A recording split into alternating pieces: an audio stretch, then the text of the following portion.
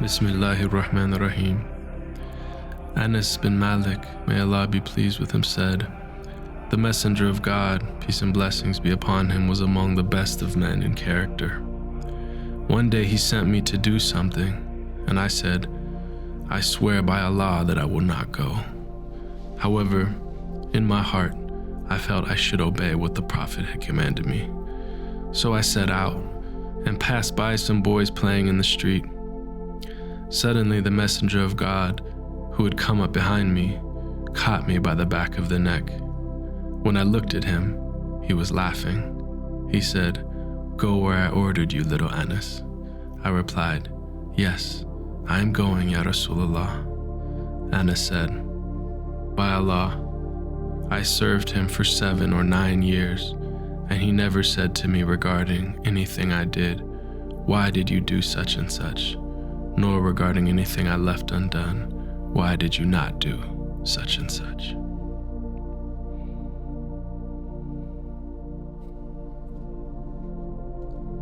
Anas bin Malik was like a son to the Prophet and grew up in his household for the better part of a decade. He tells the story of how this came to be in the following narration. "The Messenger of God came to Medina when I was 8 years old. My mother took my hand and brought me to the Messenger of God and said, 'Ya Rasulullah, there is no man or woman among the Ansar but has given you a gift, and I have nothing to give you except my son. So take him to serve you as long as you wish.' I served the Messenger of Allah for 10 years. Never did he hit me, insult me, or frown at me." The relationship of Anas with the Prophet is one from which many lessons can be drawn.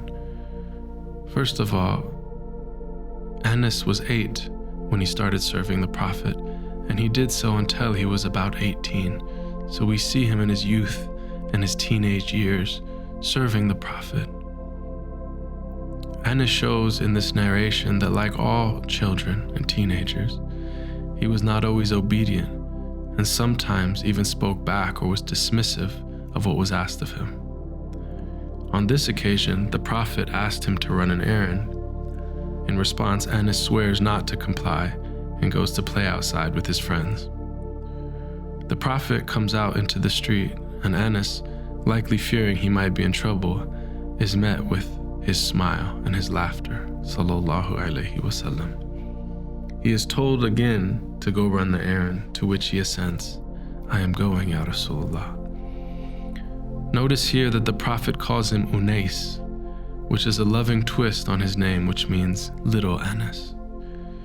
Hereby the Prophet shows the love and kindness balanced with the firmness and directness necessary to nurture children. Anas mentioned the Prophet had other nicknames for him as well. On occasion he would say, "O two-eared one, Ya Dhul Udhunayn," a loving encouragement for the young boy to be attentive.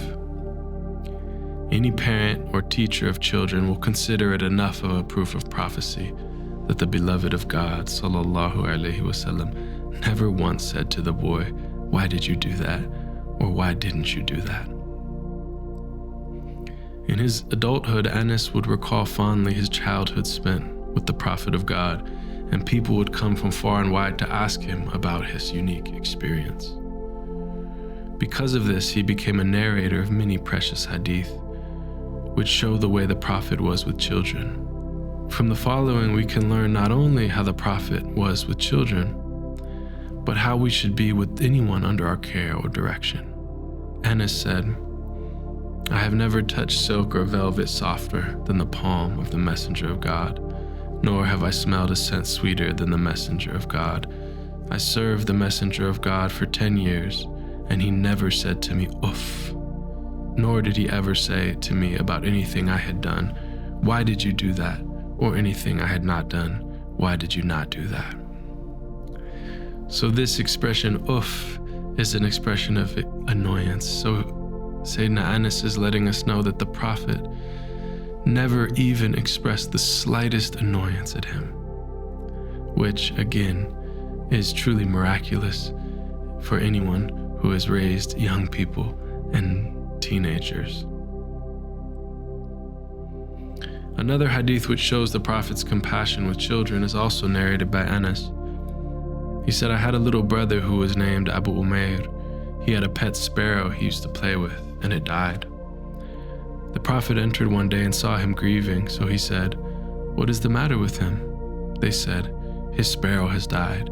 The Prophet said, O Abu Umair, what happened to the little sparrow? The Prophet comforted the boy who had just lost his beloved pet and sat with him in his grief. It is well known that the Prophet used to love playing with his grandchildren, Hassan and Hussein, and would even allow them to play on his back while he prayed.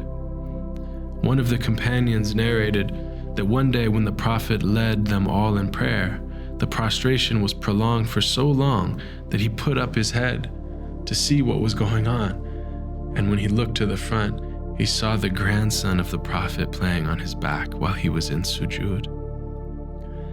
When the Prophet finished the prayer, people said, O Messenger of God, you prostrated at the end of your prayer for a long time until we thought something happened or that you received a revelation. The Prophet, peace and blessings be upon him, said, None of that happened.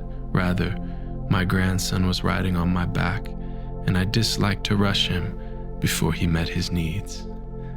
In other words, he was enjoying himself playing on my back, and I didn't want to interrupt his enjoyment, so I stayed in prostration.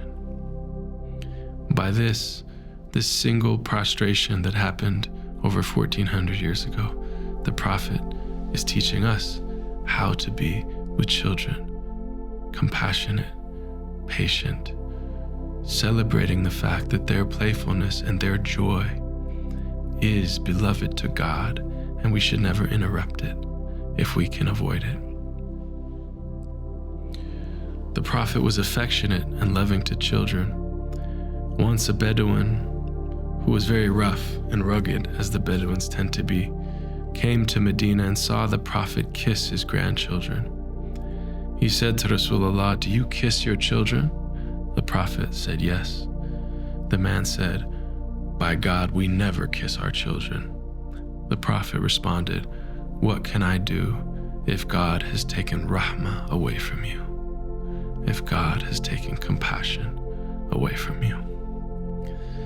Sadly, still in our time, some have the wrong-headed idea that to be tough and manly is not to show affection. The Prophet was the most chivalrous and brave, but he showed that the full spectrum of masculinity includes affection, compassion, and love. His statement also reminds us that compassion, rahmah, is the essence of the prophetic way, and one cannot understand the first thing about Islam if one has been deprived of its transformative power. The Prophet said, He who does not respect the elders and have mercy for the young is not from among us.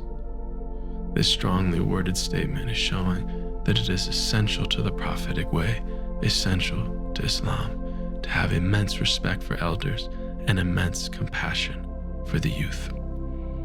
So take a few moments to reflect on the Prophet's relationship with the young, and reflect on the young people in your life and your interaction with them, and how you can be more prophetic with them. And throughout the day today, pay special attention to the young people in your life, whether they're children, whether they're nieces or nephews, whether they're students, whether they're the kids in your neighborhood. And when you see them, try to bring that prophetic spirit, that prophetic patience, that prophetic rahmah to your interactions with them. Assalamu alaikum wa rahmatullahi wa barakatuh.